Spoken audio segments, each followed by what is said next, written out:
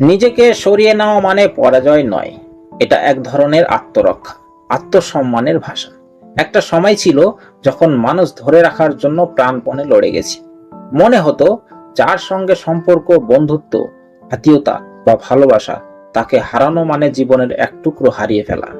তাই চুপ করে সহ করতাম, গুরুত্ব না পেলেও পাশে থাকতাম, বুঝেও না বুঝার ভান করতাম।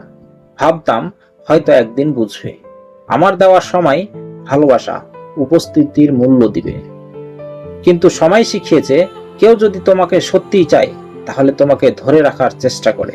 যেখানে তুমি অনুপস্থিত হলেও কারো কিছু যায় আসে না, সেখানে তোমার উপস্থিতিরও আর কোনো অর্থ থাকে না।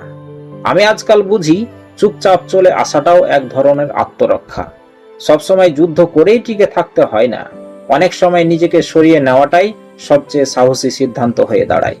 কারণ গুরুত্ব চাওয়াটার মধ্যে কোনো ভুল নেই, ভুল হলো নিজেকে এমন জায়গায় ধরিয়ে রাখা যেখানে তোমাকে গুরুত্ব দেওয়াই হয় না।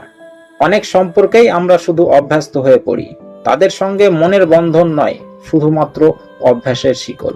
তারা ভুলে যায় তুমি কতটা সময় দিয়েছো, কতবার নিজেকে পেছনে রেখে তাদের গুরুত্ব দিয়েছো। আর তুমিও এক সময় ভুলে যাও তুমি নিজেও গুরুত্বপূর্ণ। আমি এখন আর কারো উদাসীনতায় কষ্ট পাই না, বরং নীরবে সরে আসি। কারণ মুখ দেখিয়ে থাকাটা ভালোবাসাহীন।